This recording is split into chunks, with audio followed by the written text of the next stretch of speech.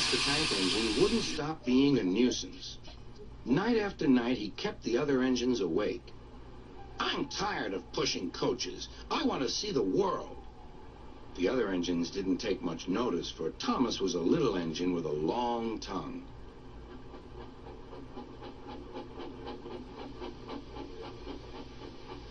But one night, Edward came to the shed. He was a kind little engine and felt sorry for Thomas. "I've got some freight cars to take home tomorrow. If you take them instead of me, I'll push coaches in the yard." "Thank you," said Thomas. "That would be nice." Next morning, Edward and Thomas asked their drivers, and when they said yes, Thomas ran off happily to find freight cars.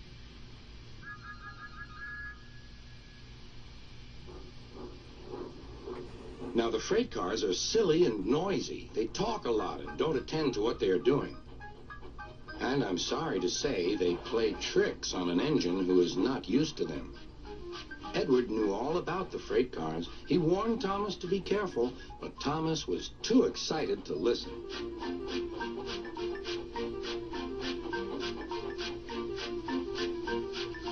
The shunter fastened the coupling, and when the signal dropped, Thomas was ready. The conductor blew his whistle. "Beep, beep," answered Thomas, and started off. But the freight cars weren't ready. "Oh, oh," they screamed. "Wait, Thomas, wait." But Thomas wouldn't wait. Come on, he puffed. "All right, don't fuss. All right, don't fuss," grumbled the cars.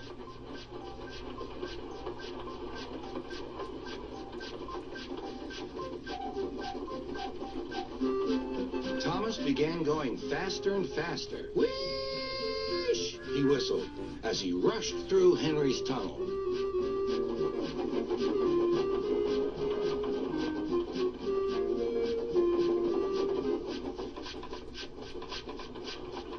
"Hurry, hurry," called Thomas.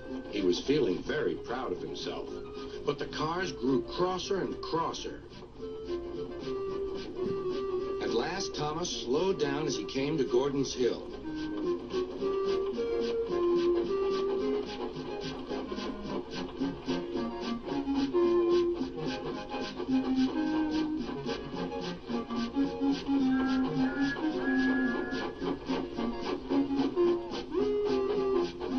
"Steady now, steady," warned the driver as they reached the top.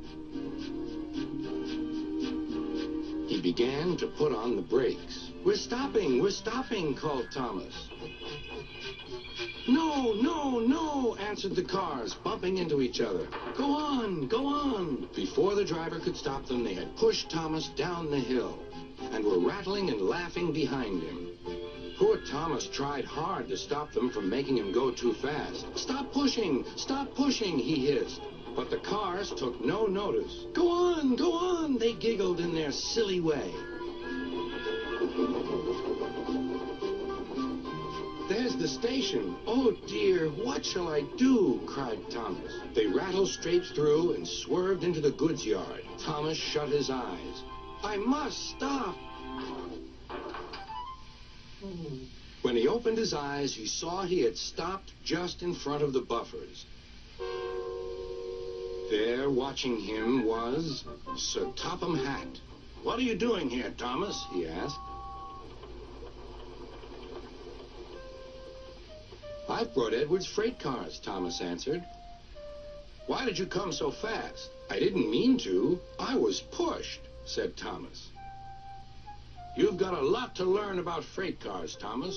After pushing them about here for a few weeks, you'll know almost as much about them as Edward.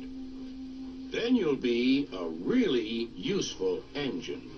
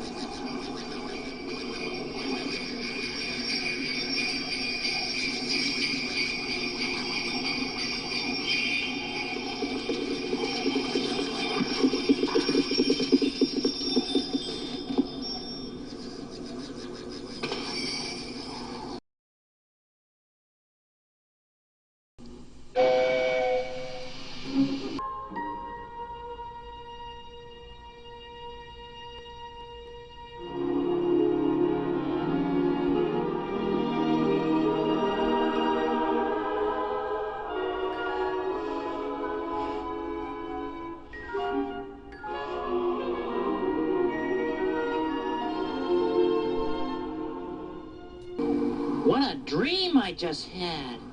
I must have fallen asleep. Wow. Boy, am I cold.